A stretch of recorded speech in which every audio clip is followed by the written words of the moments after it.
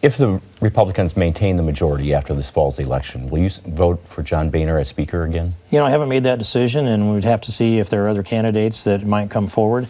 You know, I think that if you look at the pattern of his behavior, you could understand why that would be a difficult decision for me. Well, would you like to see another Speaker, someone else in that role?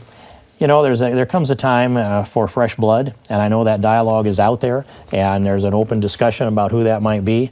I'd be looking at anyone that might present themselves and want to pick the best candidate to be the next Speaker. Would you present yourself? No. Why? It's not my style, Kay. It's just the straight answer is once you get into leadership, you have to build that coalition, and you have to get some from the right and some from the left, and or you can go all the way, I guess, in one way or the other. But in the end, it's not your position. It's the coalition of the 218 votes. And I learned in the Iowa Senate that wasn't my role. My role was to be the conscience of the conservatives, the constitutional principled conservatives. That's my role in Congress today, too. And by the way, as I read the clippings from the special convention 12 years ago, that's what I said at the convention in my acceptance speech. I will use this seat to move the political center to the right.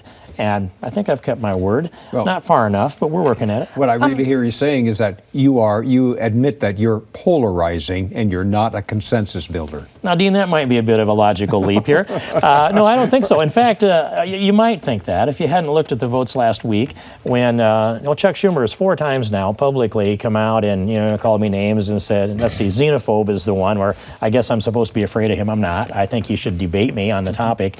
But he says King wants to do nothing. Well, I'm the only one that's actually brought immigration legislation in the last 2 years. 3 different pieces. They've all passed. They've all passed with bipartisan support and broad support in the Republican conference. So I think that record says not polarizing, although sometimes you have to take a strong position and stand on principle.